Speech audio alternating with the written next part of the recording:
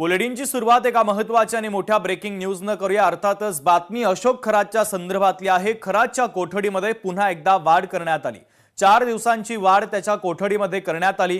बोंधूबाबा अशोक खरातला आता 1 तारखेपर्यंत पोलीस कोठडी देण्यात आली आहे। त्यालाच कोर्टामध्ये हजर करण्यात आलेलं होतं। दोन्ही बाजूचा युक्तिवाद ऐकून घेतल्यानंतर कोर्टानं पुन्हा एकदा त्याची कोठडी 4 दिवसांनी वाढवलेली आहे।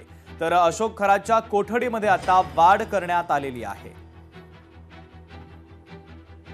आज पुन्हा तिसऱ्यांदा हजर केल्यानंतर 3 दिवसाची पोलीस कस्टडी रिमांड मागितली गेली होती। त्याचं कारण असं की अजूनही तपासाचं काम अर्धवट आहे आणि आरोपी हा तपासात सहकार्य करत नाहीये आणि बऱ्याचशा गोष्टी अशा आहेत की ज्याचा अजून तपास करणं गरजेचं आहे आणि ह्याकरता 3 दिवसाची पोलीस कस्टडी वाढवून मिळावी असं सरकारतर्फे सांगण्यात आलं होतं। समाज देखील अनस्टेबल होईल असं त्याने हे कृत्य केलेलं आहे। तर ही जी मागणी केलेली आहे 3 दिवसाची तपासाकरता मागितली गेलेली आहे, त्या मागणीचा विचार ह्या सगळ्या कारणांचा संदर्भात केला गेला पाहिजे। लोकशाही मराठी ऐका, पहा, जागरूक रहा।